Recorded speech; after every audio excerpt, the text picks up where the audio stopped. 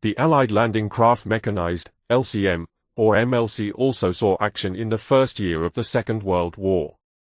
Its primary purpose was to ferry tanks, troops and stores from ships to shore. Manufactured of steel, this shallow draft, barge-like boat could ferry its cargo to shore at a speed of up to 5 knots. On longer journeys, ship to shore, a derrick would lower the MLC into the sea from the transporting vessel. The derrick would then lower the vehicle or cargo load. Upon touching down on shore, soldiers or vehicles exited by the front ramp. The Landing Craft Mechanised was one of the most widely used tank-carrying landing craft in World War II, with over 8,500 built between 1942 and 1945. The second front was now the subject of practically every conversation one overheard. In the Southern's workshops, they didn't just talk about it. There, great preparations for the Allied invasion of Europe were taking place. Here are some of the MLC's, motor lighter craft, in the course of construction.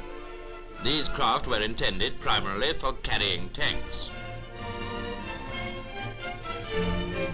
Heavy armor plate was a notable feature of these vessels, particularly on the steersman's shelter, the nerve center in which was located the steering gear, radio and other important gadgets. Day by day, the building of the MLCs progressed noticeably. These craft were very satisfactory things to work on, as they so forcefully suggested the aggressive power quite in keeping with their intended function.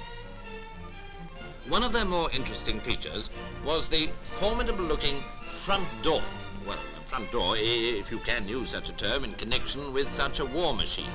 At any rate, a door which could be let down rather like a drawbridge to enable the tanks carried inside the vessel to run out under their own power when the invasion beach was reached.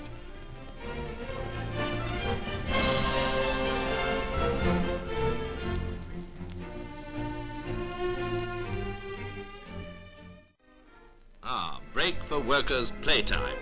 Here's Fanny, special envoy from Insa, putting over a hot one while she absent-mindedly tears that newspaper into dainty doilies for the canteen trays.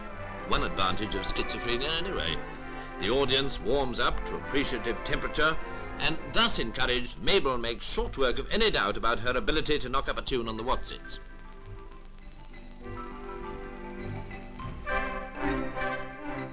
Lunchtime over, and back to the less grim work of preparing for the invasion once more. The very size of these MLCs made their removal from their birthplace a matter of careful calculation and even more careful execution.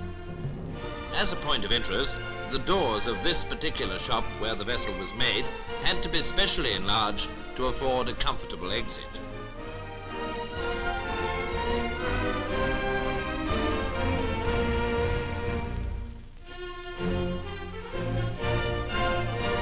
Meticulous road transport organisation was necessary for the conveyance of the motor lighter craft from the shops at Eastleigh to Southampton docks.